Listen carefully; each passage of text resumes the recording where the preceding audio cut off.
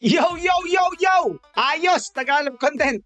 Here's your boy, Ma PK. Ngayon, maganda. Dahil ang ating content ngayon, ang ating episode ngayon ay basic definition ng mga ginagamit sa crypto. Now, bakit natin to gustong gawin? Napakaraming mga tao na hindi nila naiintindihan ang mga basic fundamentals ng crypto.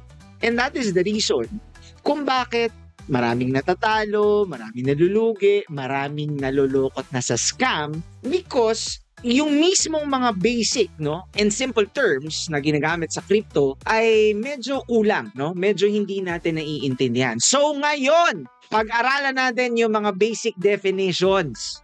Okay? So it's like Crypto 101, light version.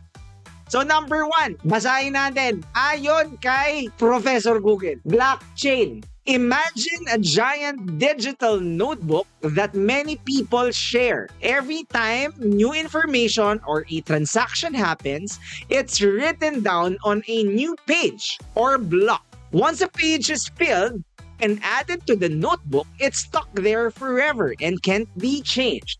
Everyone can see all the pages, making it super clear and secure. Yun na yun.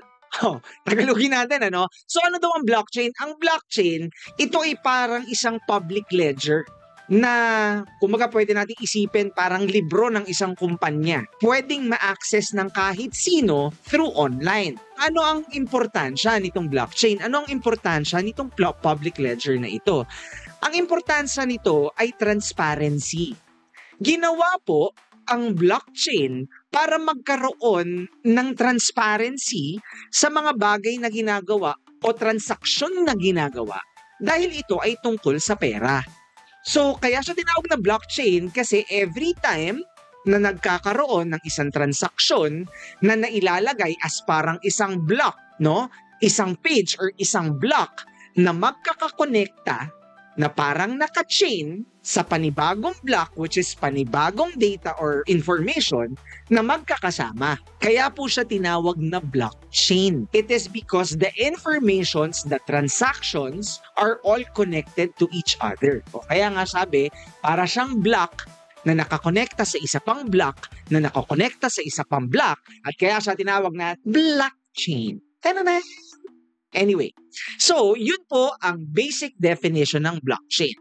Number 2, smart contract. Ang sabi ni Professor Google, ang smart contract ay like a regular agreement or deal, but's built into computer code on the blockchain. It automatically does what the agreement says when certain things happen. No need for a middleman to step in. The code just makes it happen by itself. For example, it could automatically send money when a package is marked as delivered. Sa madaling salita, ang smart contract po ay parang isang kontrata or parang isang dokumento na kung saan kapag kinode ito o ginawa ito ng ating mga developers, ito ay inilalagay dito sa mga developments sa online, no, sa blockchain, and then kusa na po itong gumagalaw. Kaya lahat ito ay nangangailangan ng mga matatalas na paggawa ng ating mga magagaling na developer sa industriyang ito. So, maiisip natin siya as parang napakadaming iba't ibang programa na ginagawa ng mga developer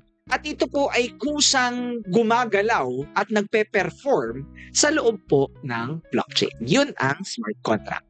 Number 3. Ano ang ibig sabihin ng cryptocurrency? Cryptocurrency is digital money that's kept safe using secret codes. It's designed to work without any single bank or government controlling it, meaning you can send it directly to someone else. Bitcoin is the most famous example of this digital money. Okay, so anong cryptocurrency? Basically, cryptocurrency is a currency inside the blockchain or inside the crypto world. Ito po yung ginagamit na pera para mag-transact, para palaguin ng isang kumpanya na walang namamagitan na kahit sinong bangko o gobyerno. So pwede nating isipin like for example, ang Pilipinas. Ang Pilipinas ay isang bansa na may gobyerno na may ginagamit na pera na tinatawag na peso, Philippine peso. Tama? Pagdating naman natin ngayon sa cryptocurrency, Diyan nagkakaroon ng kanya-kanyang native token ang bawat blockchain or bawat kumpanya or bawat proyekto na siyang umiikot sa kabuuan ng kanilang negosyo at produkto na parang isang bansa kung titingnan natin o ikukumpara natin. So yun po ang tinatawag na cryptocurrency. Okay, number 4, rug pull. Ito ang isa sa pinaka-common misinformed na term sa loob ng crypto. Ano bang ibig sabihin ng rug pull? Ang ibig sabihin po ng rug pull, punta muna tayo kay Dr. Google, kay Professor Google.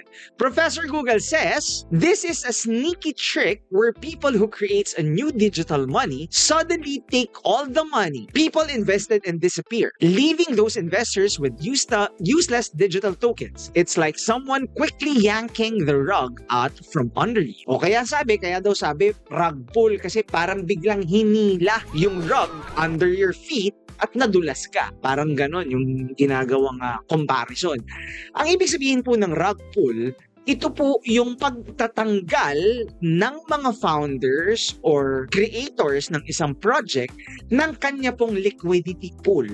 O basically, yung pera na ginagamit para umandar ang financial side ng negosyo. Yun po ang tinatawag na liquidity pool. Parang gasolina, pwede nating sabihin yan, no? Parang gasolina ng isang sasakyan. At ang rug pull po, ang ibig pong sabihin yan ay tinatanggal po nila ang kanilang inilagay na liquidity o gasolina doon sa proyekto at nawawala ng pagkakataon ang mga investor o mga taong kasali na mapalitan yung kanilang mga tokens as fiat money. Yun po ang ibig sabihin ng rug. Number 6, farming. Farming is a way to try and earn a lot more cryptocurrency by putting your digital money into different online lending or earning platforms called DeFi. You're basically trying to find the best spots to lend out your crypto or help these platforms hoping to get high returns and earn extra tokens. Basically, ang ibig sabihin po ng farming, para po itong nagpapaloan ka or nagtatago ka ng pera para kumita siya ng certain percentage. So kung may mga maririnig po tayong iba't ibang klase ng farming, yun po ang kanyang konteksto. No, pero ito ay medyo medyo may konting kataasan na, no, ng klase ng definisyon. It's more than basic to learn what farming is o para malaman natin ano ba talaga ang farming. But yun po ang ibig sabihin ng farming. Ito ay paghahanap ng paraan kung saan mo pwedeng itago yung mga tokens at kikita ito ng certain percentage as your profit. Number 7, degenerate. What is degenerate? In the crypto world, this word, degen, is used to describe someone who takes huge, risky bets on cryptocurrencies, often without doing much research, just hoping to get rich super fast. It can be used as a joke or a warning about being too reckless. So, ibig sabihin ng degen, ito po yung mga tao na basta-basta na lang pumapasok o bumibili ng mga cryptocurrency project without looking at fundamentals, no? Ito yung tinatawag na na get rich quick, no? Ito yung mga get rich quick scheme. Mga proyektong walang fundamentals, meaning walang mga produkto, walang roadmap, walang plano, na somehow mako-connect dito sa ating last term na gagamitin or last word na gustong bigyan ng definition, no? Ang tinatawag pong degen, ito yung mga tao na naghahanap ng pwedeng jackpotan at naghahanap ng mga bagong kumpanya o bagong produkto na lumalabas para sila ay makabili ng mura at inaasahan na lumaki ito ng mabilis. Kaya, ang kadalasang hinahanap nila ay mga meme projects. Tama? O number 8, doon na natin sasabihin kung ano ang meme coin. Meme coin is a cryptocurrency that started purely for fun or based on a popular internet joke or funny pictures. Its value is usually driven by social media hype and community enthusiasm, not because it has a serious use or strong technology behind it. So basically, a meme coin is a project na para tayo ay mas maging masaya or pwedeng maging katatawanan. But, ever since nang lumabas si Dogecoin, nagkaroon ngayon ng pagkakataon na itong mga meme coin or mga meme project na to ay seryosohin. But in reality, these projects are meant to, make you laugh o patawanin ka o alam niyo yun, hindi masyadong seryosohin ang mga bagay-bagay.